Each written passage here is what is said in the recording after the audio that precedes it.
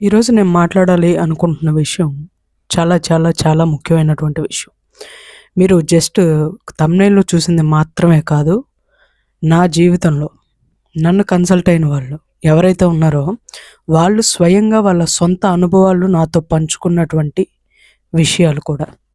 అశోక్ కరత్ ఈయన ఒక navy merchant కూడా ఆఫీసరు. ఆయన యాస్ట్రాలజీ చెప్తూ ఉండేవాళ్ళు. ఈయన యాస్ట్రాలజీని అడ్డం పెట్టుకొని పూజలు చేయాలి, దోషం ఉంది, ఇలా చేస్తే మీకు ఆరోగ్యవంతమైనటువంటి బిడ్డ పుడుతుంది అని చెప్పి గర్భవతి అయినటువంటి స్త్రీని బలాత్కారం చేశాడు.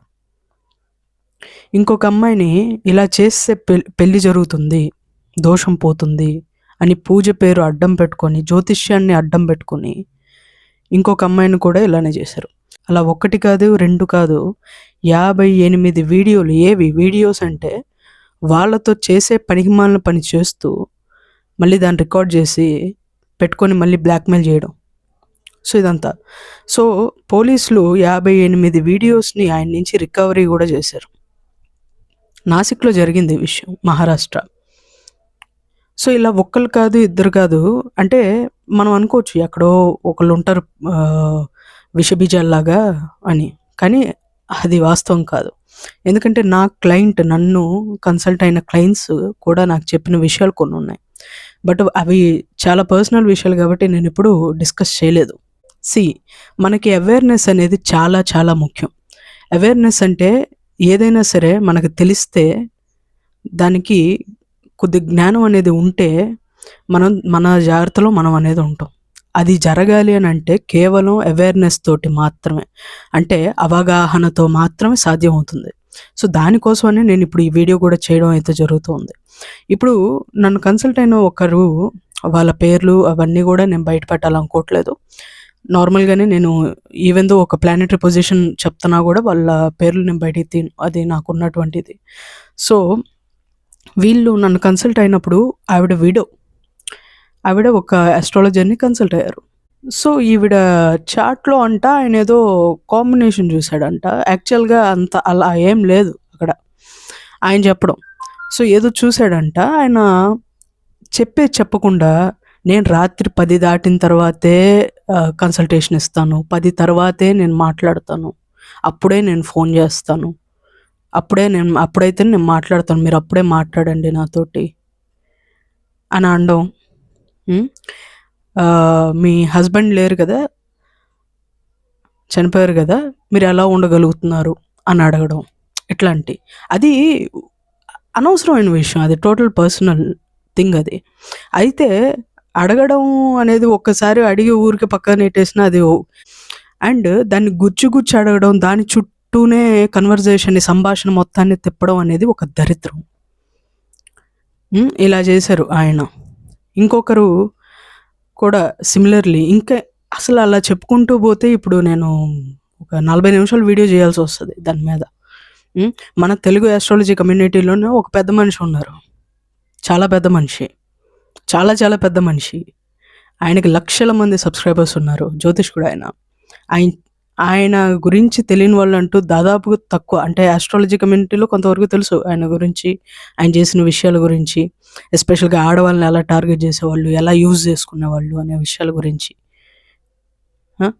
ఇలాంటి వాళ్ళని నమ్ముతా. అంటే నేను ఇప్పుడు ఏం చెప్తున్నానంటే, అండ్ ఈ ఉమెన్ నన్ను కన్సల్ట్ అయ్యే వాళ్ళు, కొందరు ఉమెన్స్ వాళ్ళు చెప్పారు, నాకు ఉమెన్ ఆస్ట్రాలజర్ని కన్సల్ట్ అవ్వడం కొద్దిగా ఫ్రీగా ఉంటుందండి అని.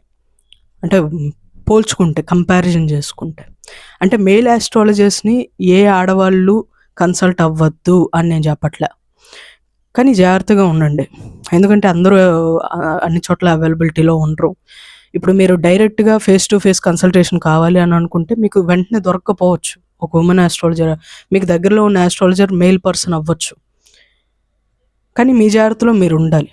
ఇన్ కేస్ కాల్ అవుట్ చేయండి అని అంటే అర్థం ఏమిటంటే, వాళ్ళు కనుక అదే కన్వర్జేషన్ మీద తిరుగుతూ ఉన్నారంటే వెంటనే చెప్పండి, నాకు దాని గురించి మాట్లాడాలని లేదు, నాకు కంఫర్టబుల్గా లేదు, మీరు నెక్స్ట్ టాపిక్ చెప్పండి, దాన్ని వదిలేసేయండి అని చెప్పండి.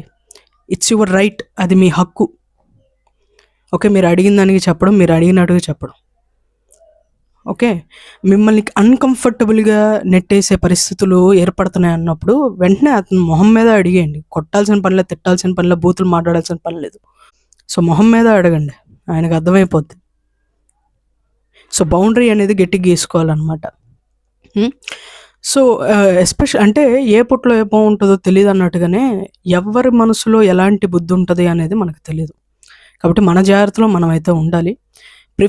అంటే నేను అందరిని నా దగ్గర రమ్మని అస్సలు చెప్పట్లేదు. మీకు దగ్గరలో అయినా, ఆఫ్‌లైన్ అయినా, ఆన్‌లైన్ అయినా మీకు వుమెన్ ఆస్ట్రాలజర్స్ అవైలబిలిటీలో ఉంటే చూడండి. లేరు అనంటే జాగ్రత్తగా అవేర్‌నెస్ తోటి ఉండండి. వాళ్ళ పూజలు పేర్లు అడ్డాలు పెట్టుకొని, దోషం పేర్లు అడ్డం పెట్టుకొని, జ్యోతిష్యం పేరు అడ్డం పెట్టుకొని, మీ వ్యక్తిగతమైనటువంటి ప్రైవేట్ విషయాలు ఎక్కువగా పుష్ చేసి, నొక్కి నొక్కి, గుచ్చి గుచ్చి మాట్లాడుతున్నారు అనంటే, వెంటనే మీరు అర్థం చేసుకోండి. He is not the right person. అతను సరైన వ్యక్తి కాదు. అతని మనసులో ఉన్న ఆలోచన వేరు. ఓకే. అండ్ ఇంకొంతమంది యాస్ట్రాలజర్సు శుక్రుడు, కుజుడు కలిసి ఉంటే చాలు అమ్మాయి క్యారెక్టర్ బ్యాడ్.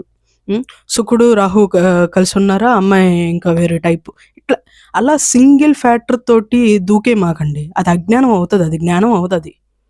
అలా సింగిల్ ఫ్యాక్టర్ బేస్డ్ చేసుకోబాకండి. ఇలాంటి కాంబినేషన్స్ చూసినప్పుడు యాస్ట్రాలజర్ గూడా చాలా తప్పుడు ఉద్దేశంతోటి అవతల పర్సన్‌ని చూడడం అనేది ఉంటది. అది సిగ్గుచేటు. ఒక పర్సన్‌ని జడ్జ్ చేస్తూ చేయడం అనేది, చెప్పడం అనేది ఒక దరిద్రం అది. మీరు యాస్ట్రాలజీకి ఇచ్చేటువంటి గౌరవం గాదది. మీకు యాస్ట్రాలజీ వచ్చినందుకు దానికి సిగ్గుచేటది. అలా చేస్తే మీరు. వితౌట్ జడ్జ్‌మెంట్ అనేది ఒక కన్సల్టేషన్ ఇవ్వాలి. మీ వ్యక్తిగత అభిప్రాయం అయినా సరే, ఇష్టాలైనా సరే, అయిష్టాలైనా సరే, వచ్చిన వ్యక్తి మీద మనం రుద్దకూడదు. ఎప్పుడూ అది ఉండకూడదు. ఒక ఒక ప్యూర్ అంటే ఎలా అంటే కంప్లీట్‌లీ ఎంప్టీ మైండెడ్‌తో ఉండాలి. వాళ్ళు తప్పు చేశారా, మర్డర్ చేశారా, ఇంకోటి చేశారు అనవసరం నీకు. ఎందుకు చేశారు? లేకపోతే ఇంకో దాంతో చేశారు. అయన్నీ వద్దు. నువ్వు ఆ ఫిల్టర్ వేసుకొని కళ్ళకి ఆ ఫిల్టర్ వేసుకొని జ్యోతిష్యాన్ని, ప్రిడిక్షన్‌ని ఇస్తే అది వర్క్ అవ్వదు. అది ఇంకా పోతది అలా చేస్తే.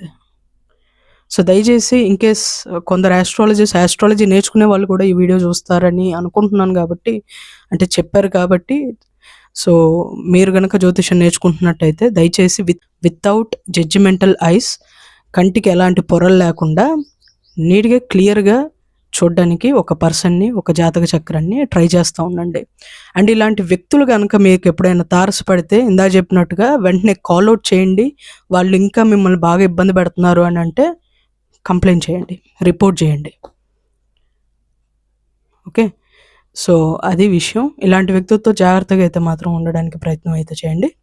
And thank you so much for watching. Thank you. నమస్తే. జై హింద్.